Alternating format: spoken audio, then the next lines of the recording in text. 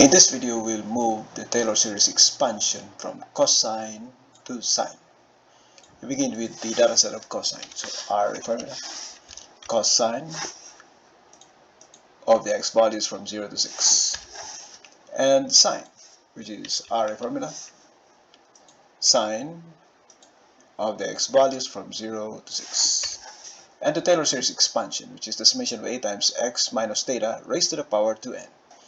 And theta equals k times pi. So this is k times pi.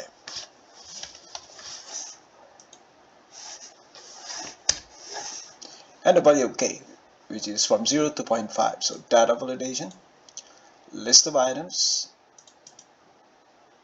0 to 0.5. So we can start at 0, which is the Maclaurin series. Now we continue with the value of n, where n is from 0 to infinity. 14 is good enough. And the expansion coefficient. So array formula, minus 1 raised to the power n. Enter. Now we continue with the denominator, which is gamma. So divided by gamma. It's 2n plus 1. So 2 times n plus 1. And enter. Now we can complete the expansion. So array formula, series sum of the x values, that's x minus theta. So x minus theta raised to the power 2n. 2n starts from 0, incremented by 2. And the coefficient will be this range. That's the coefficient A, expansion coefficient. So right now, these values are the same. Because our theta is 0, this is the Maclaurin series. Next is chart test. Insert chart. And we use scatter chart. Use column as label.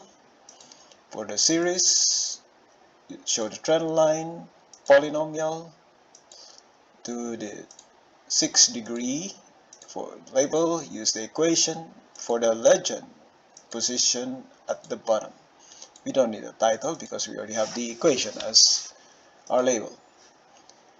Here we have the polynomial of sine and cosine and the Maclaurin series expansion centered at theta equals 0. Next, we calculate the polynomial regression coefficient for this using the Linest function. So we begin with the power, which is equal to transpose 0 to 6.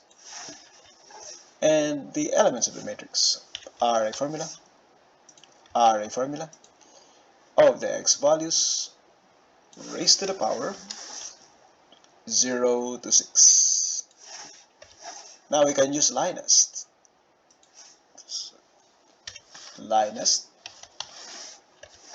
theta y, that is for cosine, and theta x. Linest, that's for the expansion, theta y and theta x. And finally the sine function, Linest, theta y and theta x. So we compare the polynomial regression coefficients with our output. Coefficient of x to the 0, 1, 1, 0. This is 0, 1.31 times 10 to the minus 3. Coefficient of x, negative 0.055, 0.904. Coefficient of x squared, negative 0.354, 0.225. Coefficient of x cubed, minus 0.147, 0.358. Coefficient of x to the 4th, 0.117, 0.0732.